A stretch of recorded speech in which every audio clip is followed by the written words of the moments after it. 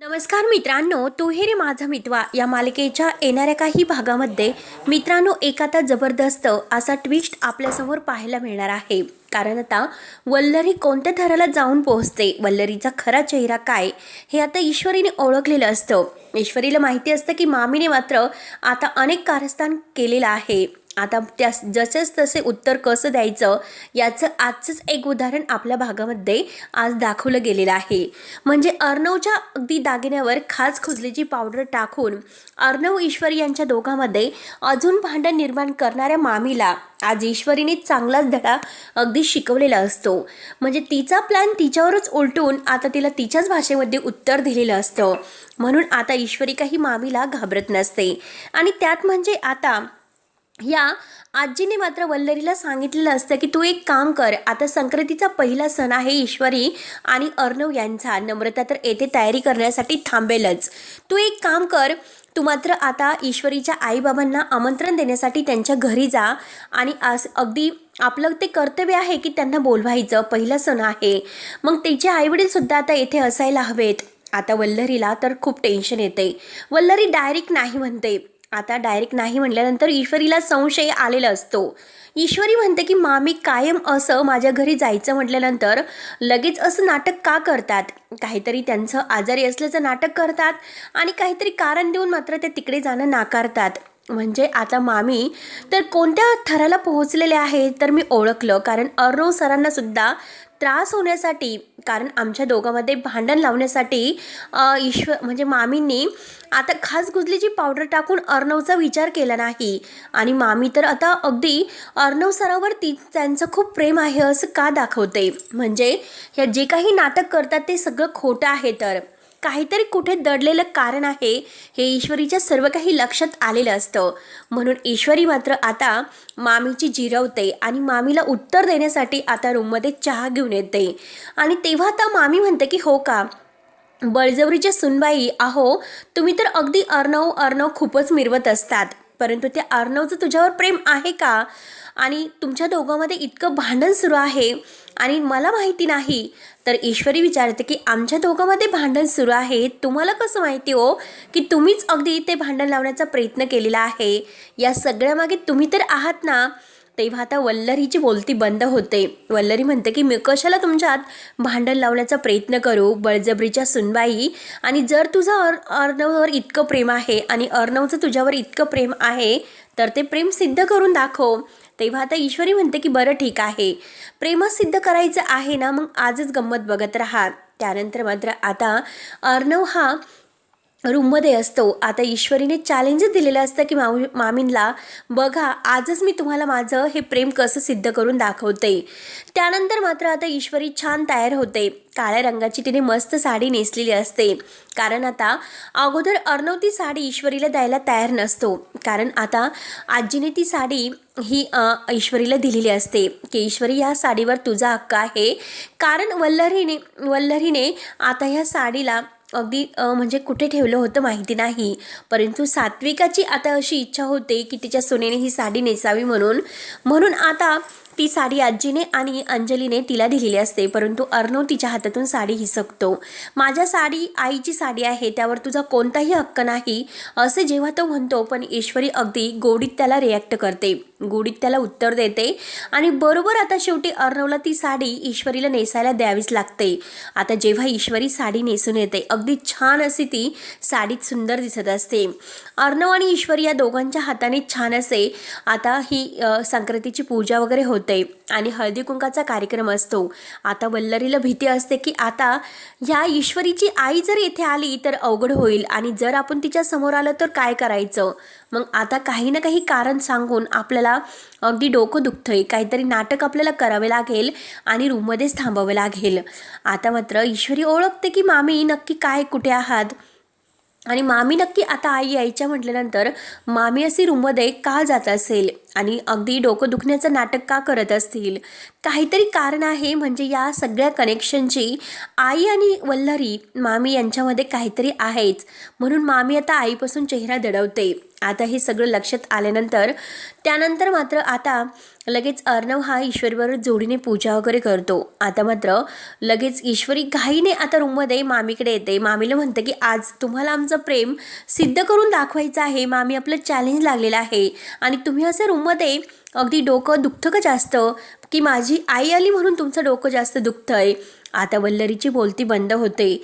वल्लरीला असं वाटतं की हिला कसं माहिती की आता म्हणजे ही असं का म्हणत असेल, हिला काही माहिती झाले की काय, काही पुरावा वगैरे मिळाला की काय. तेव्हा आता वल्लरी काही बाहेर यायला तयार नसते आणि आता मात्र ईश्वरी काही झालं तरी आता लगेच तिला बाहेर बोलवते. आणि त्याच वेळेस आता सुप्रियाला जे ते पत्रकार आहे तर त्या पत्रकारांच्या मिसेसचा फोन आलेला असतो आणि घाईने त्यांनी त्याला भेटायला बोलावलेलं असतं. आता सुप्रियाला तिकडे जावे लागते. सुप्रिया आणि संजय मात्र तेथून निघून जातात, परंतु आता ते कार्यक्रमासाठी परत येणार असतात, कारण तिळगुळाचा कार्यक्रम असतो सणाचा, म्हणून तिकडे भेटून ते लगेच परत येणार असते. हे आता वल्लरीला माहिती नसतं. परंतु आता ईश्वरी म्हणते की आई तर केव्हाच गेली. मामी चला तुम्ही बाहेर, पतंग उडवायचा आहे ना, आपल्याला पतंग उडवण्याचा कार्यक्रम आहे आणि पतंग उडवण्याची स्पर्धा आता अर्णव सर आणि माझ्यात लागलेली आहे आणि आज पतंग उडवताना मी तुम्हाला माझं प्रेम सिद्ध करून दाखवते. आता हे ऐकल्यानंतर मामी म्हणते की हीच ती वेळ आहे या ईश्वरीला धडा शिकवण्याची. हिचा पतंग मात्र अगदी शेवट कसा कापला गेला पाहिजे आणि ईश्वरी तेथून खाली कशी पडली पाहिजे यासाठी आपल्याला प्लॅनिंग करावी लागेल. आणि ती लगेच आता राकेशकडे येते आणि राकेशला म्हणते की जावई बाप्पू, हीच ती वेळ आहे अर्णव आणि ईश्वरी या दोघांना वेगळं करण्याची, कारण आज त्यांच्यामध्ये पतंग स्पर्धा लागणार आहे आणि आपण असा डाव खेळायचा की आपण मात्र त्या ईश्वरीला अगदी तिचा पतंग अगदी गच्चीवर खेळत असताना कडेला गेला पाहिजे आणि कडेला गेलेला पतंग अगदी घेताना तिचा पाय कसा घसरेल, कारण तेथे आपल्याला तेल ओतून ठेवायचं आहे आणि तेल ओतून ठेवून आता ईश्वरीला खाली पाडायचं आणि ईश्वरी जर खाली पडली तर मात्र आता ईश्वरी अर्णवच्या आयुष्यातून कायमची निघून जाईल. आणि आता आपल्याला तर तेच हवं आहे. राकेशला तर राकेश म्हणतो की मामी ईश्वरीला कसं मारायचं, ईश्वरीला नाही मारायचं. आता मग तो काही मामीला सांगायला तयार नसतो. तो म्हणतो की आपण एक काम करू, अर्णवलाच मारण्याचा प्लॅन करू. आता मामी म्हणते की बरं ठीक आहे, माझ्या वाटेतील काटा दूर होईल आणि सगळं काही माझ्या आकाशची प्रॉपर्टी होईल. आता त्या दोघांनी अर्णवला मारण्याचा प्लॅन केलेला असतो की बघू ईश्वरी कसं अर्णवला वाचवते म्हणून. तेव्हा मात्र आता त्यांचा गच्चीवर जो काही पतंग उडवण्याचा कार्यक्रम आहे तर तो ठरलेला असतो. आता सगळेजण पतंग स्पर्धा खेळायला येतात आणि त्यात म्हणजे आता अर्णव आणि ईश्वरी या दोघांमध्ये आता स्पर्धा सुरू झालेली असते. ईश्वरी म्हणते की चला अर्णव सर, आज मात्र मी तुमचा पतंग कसा काढते आणि तुम्हाला कसं हरवते, कारण मी सुद्धा नावाची ईश्वरी आणि आहे ना, म्हणजे ईश्वरी अर्णव राजे शिर्के. आता बघूयात की काय होते. त्यानंतर आता ईश्वरी आता त्या साडीत इतकी सुंदर दिसत असते.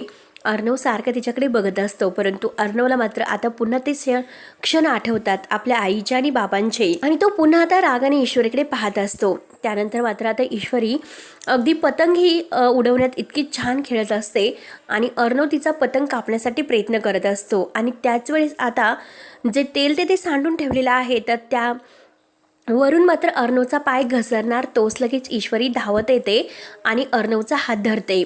अर्णव आता पडण्यापासून अगदी थोडासा राहिलेला असतो आणि ईश्वरीने हात धरलेला असतो. अर्णव म्हणतो की ईश्वरी मिस इंदोर, अगं तू तुझी काळजी कर, माझी काळजी करू नको. तेव्हा ईश्वरी म्हणते की नाही अर्णव सर, मी तुम्हाला काही होऊन देणार नाही. म्हणून आता सगळेजण धावतच येतात आणि अर्णव ईश्वरी एकमेकांचा जीव वाचवतात, कारण आता ईश्वरीसुद्धा अर्णवच्या खूपच जवळ असते आणि अर्णव अगदी पडणार तोच ईश्वरीने घाईने अर्णवला त्या संकटातून वाचवलेलं असतं. आता ईश्वरीच्या लक्षात येतं की येथे कोणीतरी तेल अगदी सांडून ठेवलेलं आहे आणि ह्या सगळ्यामागे मामी किंवा राकेश या दोघांचा हात आहे हे ईश्वरी मात्र आता ओळखते आणि लगेच ती मामीजवळ येते आणि मामीला म्हणते की मामी, तुम्ही इतक्या खालच्या थराला जाताना हे मला वाटलं नव्हतं. अर्णव सरांच्या जीवाशी तुम्ही खेळलात, मी तुम्हाला नाही सोडणार. कारण एकदा झालं, अर्णव सरांसाठी इतक्या प्रेमाने हलव्याचे दागिने बनवले होते, त्यावर तुम्ही खाज कुजलीची पावडर सांडली आणि त्यात तुम्ही अडकला, त्याचा त्रास तुम्हाला झाला. पण आता अर्णव सरांच्या जीवाशी तुम्ही खेळलेला आहात, मी तुम्हाला नाही सोडणार. तुमची सुद्धा अवस्था मी अशीच नाही केली तर मी सुद्धा नावाची मिस इंदोर नाही. तुम्हाला आता इंदोरी स्टाईलने मी कसा झटका देते. आणि आज मात्र अर्णव आणि ईश्वरी या दोघांचं प्रेम कसं सिद्ध झालं हे मात्र मी तुम्हाला दाखवून दिले आणि माझ्या अर्णव सरांना सुद्धा मी काही होऊन दिले नाही. आता अर्णव ईश्वरीच्या जवळ येतो आणि तिला थँक्यू म्हणून प्रेमाचा तो तिळगुळाचा लाडू भरवतो. खरंच ईश्वरी मला माफ कर, आज मात्र माझा जीव तुझ्यामुळे वाचला. तर ईश्वरी म्हणते की अर्णव सर ते माझं कर्तव्य आहे, मी असंच तुम्हाला अगदी कायम जपण्याचा प्रयत्न करेन आणि मोठमोठ्या संकटातून तुम्हाला वाचवण्याचा नक्की प्रयत्न करेल, कारण तुमच्याकडे कोणाची अगदी वाईट नजर पडायला नको, असे मामी आणि राकेश यांच्याकडे बघत ती म्हणते. तेव्हा मात्र आता मामी आणि राकेश अगदी रागाने बघत असतात, कारण अर्णव ईश्वरीला प्रेमाने तिळगुळाचा लाडू भरवत असतो. नम्रता आणि आकाश तोपर्यंत तिकडे गप्पा करत असतात. दोघांची छान अशी जोडी जमलेली असते आणि वल्लरीला आता त्या दोघांची एकत्र जोडी बघून खूपच राग येत असतो. म्हणून वल्लरी आता त्या दोघांची ताटतूट करण्याचा प्रयत्न करते. परंतु आज ईश्वरीने दाखवून दिलेलं असतं की अर्णव आणि ईश्वरी या दोघांचं प्रेम आणि अर्णवचा जीवसुद्धा वाचवलेला असतो. आणि राकेश वल्लरीला आता चांगलाच अगदी धडा शिकून जशाच तसे उत्तर कसं द्यायचं, म्हणजे मामीला सुद्धा आता धडा कसा शिकवायचा. आणि आता मामी नेमकं सुप्रिया आल्यानंतर अशी लपून का बसते याचा अगदी ईश्वरी शोध घेणार असते. आणि शेवटी सत्यापर्यंत जाऊन मात्र ईश्वरी समोर सत्य येऊन अर्णवचे डोळे आता ईश्वरी कसे उघडते हे बघण्यासाठी आपल्या चॅनलला नक्की सबस्क्राईब करत राहा. धन्यवाद आणि व्हिडिओ शेवटपर्यंत नक्की बघत राहा.